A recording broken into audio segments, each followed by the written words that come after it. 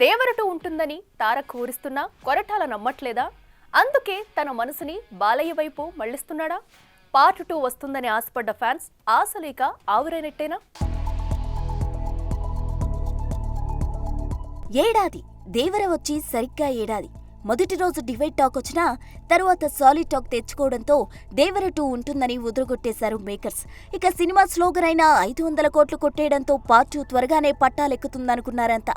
కానీ వార్ 2 అంటూ తారక్ బాలీవుడ్ బాట పట్టేయడం, వచ్చాకైనా ముహూర్తం పెట్టేస్తాడనుకుంటే నీల్ సినిమాకు చెక్కేయడం, ఆ తరువాతైనా దొరుకుతాడనుకుంటే నెల్సన్ గురూజీలకు కమిట్ అయ్యేలా కనిపించడంతో దేవర 2 ఎప్పుడొస్తుందో తెలియని పరిస్థితి.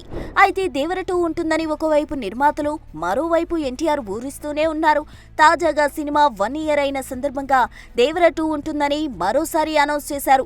కానీ అదెప్పుడో చెప్పలేకపోయారు. ఇక ఇది ముందే గ్రహించేసిన కొరటాల తారక్ ను నమ్ముకుంటే లాభం లేదంటూ మరో సినిమాను ప్లాన్ చేసే పనిలో పడ్డాడని టాక్. వాస్తవానికి షార్ట్ అండ్ స్వీట్ గా వెంకీతో కానీ లేక తండేల్తో సక్సెస్ చూసిన చైతుతో కానీ సినిమా చేయాలని ప్లాన్ చేసిన కొరటాల చివరికి నటసింహం బాలయ్య దగ్గరకు వచ్చి చేరాడని సమాచారం. ఇంకోవైపు ఈ కాంబోలో సినిమా అంటే మైత్రి కూడా రెడీగా ఉందన్న టాక్ వినిపిస్తోంది.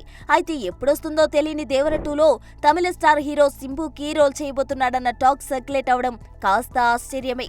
మరి చక్కర్లు కొడుతున్నట్టుగా కొరటాల బాలయ్యతో చేసుకుపోతాడా, లేక నీల్ సినిమా తర్వాత నెల్సన్ తో కాకుండా దేవర 2 అంటూ తారక్ మళ్ళీ కొరటాల వద్దకే చేరుతాడా అన్నది కాలమే డిసైడ్ చేయాలి. For more videos like this, subscribe Big TV channel.